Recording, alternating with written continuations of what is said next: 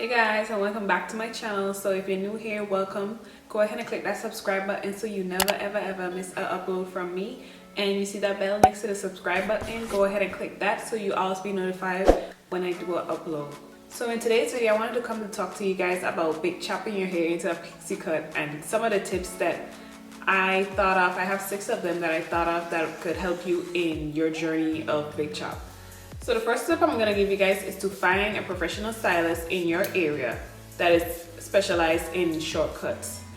Now, before I went to chop my hair off, I did a lot of research, and Instagram was my best friend when I was searching for stylists in my area that does shortcuts.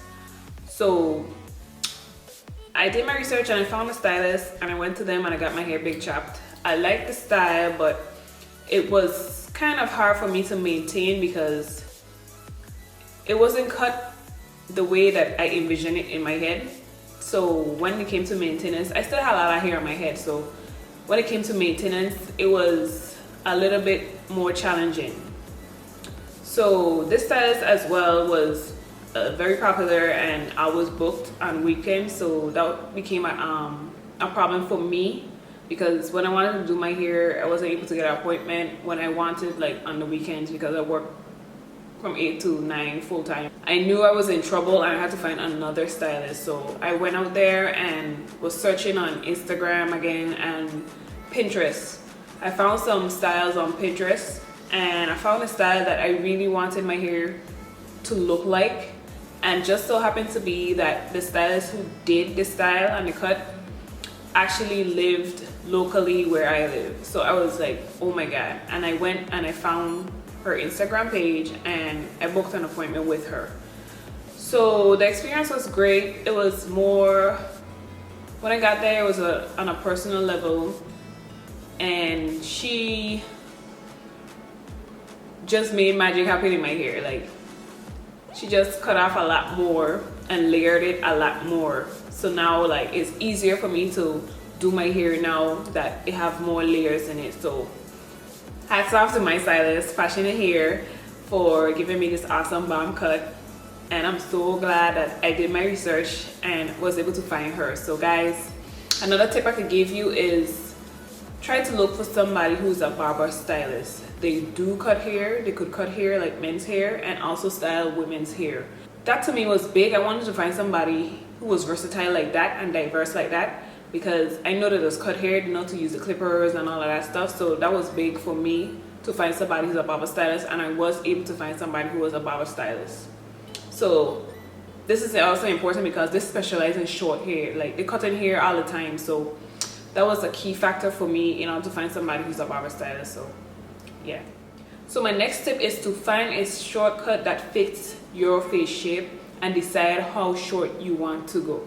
I would advise you to create like a Pinterest account. I do have a Pinterest account that you guys could go check out. I'm gonna leave the link down in the description box for you guys to go check out and follow my pixie cut board. I got about over 400 pins in there of pixie cuts for you guys to go through, and you guys can pin them on your own boards. And that was a very key thing for me in order to decide how low I wanted to go and what kind of style I wanted to go. I started to collect pixie cut pictures to be able to show the stylist and, you know, consult with her on how I wanted my hair to look. And the good thing about Pinterest is that you could take pictures off of Instagram and pin them onto Pinterest and save them there, so you have your collection right there in one spot.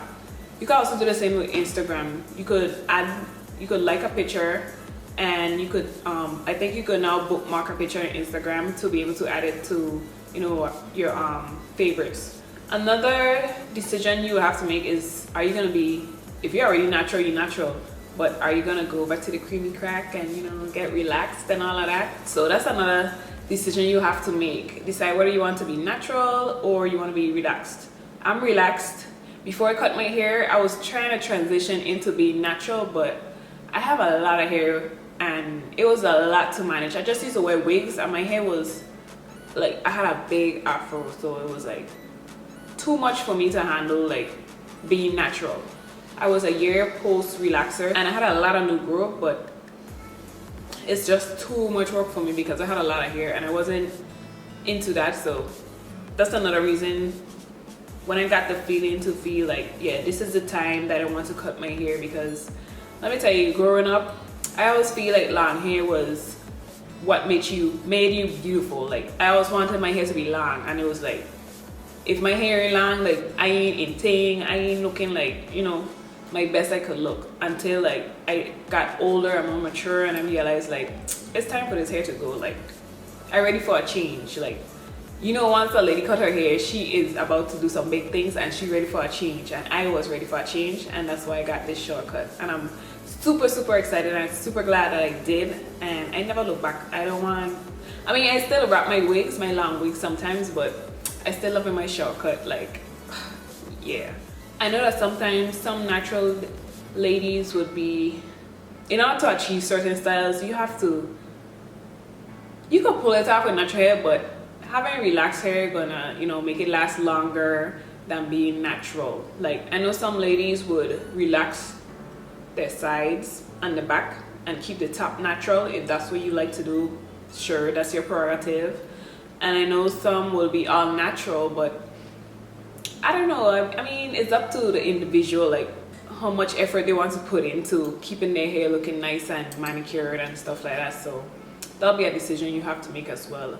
I do like to see natural cuts as well. Like I do have a board on Pinterest with all natural pixie cuts as well for you guys to go check out. My third tip is to think about how you are going to maintain your cut.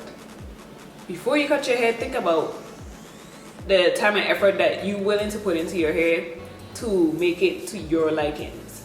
If you're a person that's not, like, don't really care, and you could, you know, like a messy bun kind of thing, you could rock the messy bun, you could rock the messy pixie, well, fine. But if you're a person like me who like to have my hair nice, I like to have my hair nice and manicured, and I will put in that time and effort. I'm not impatient, and I'm patient, and I do like to, you know, manicure my hair to the best that I feel that is presentable for me.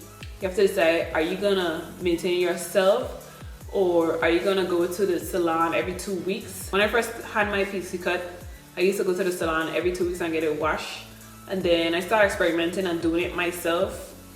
And I do ask my stylist for tips. Like, I would tell her that I tried it at home, but it didn't come out like how you do. It would never come out like how she would do it, but it didn't come out like how I would like it. So when she gave me advice and tell me, you know, do this and XYZ, and it came out great, as you guys can see from my previous videos. Like, I feel like they come out good. So another thing you guys can do is start watching YouTube videos and see how different ladies do their pixie cuts and style them at home themselves. So my fourth tip, guys, I don't know, somebody gonna be like, really? My fourth tip is, if you're in a relationship and you feel the urge to cut your hair, make sure you consult with your partner before you go cut your hair. I know you like to be, you may be independent and you don't, you know, do your thing, and you don't have to depend on nobody, but make sure your significant other knows about it, and be open, be for real, and be positive of getting their feedback and how they feel. Although you can still make the decision yourself, just get their feedback to have them like involved in, you know, the process. Share some of your feelings with them on why you would like to do this and about the change, and get their feedback about it. Share pictures with them on different various cuts and ask for their feedback, like how you think I will look with this cut, and so forth, so forth. The ultimate decision is up to you, and they will accept your decision because they love and support you. So in my case, I did come to my husband and tell him, like, babe, I feel like I'm ready to cut my hair off. And he's always supportive and everything, but I just wanted to get his feedback on how he feel about it and how he feel about me, you know, with short hair. So because he meet me with long hair, so, and he never seen me with short hair. I never seen myself with short hair. Well, I used to wear a short wig, so I kind of had an idea how I would look. So that's not a good idea. Like, get a short wig and see how they react to it. Find a short wig that you think will suit your face, buy it, try it, manipulate it, and see how you have a picture of how you look with short hair.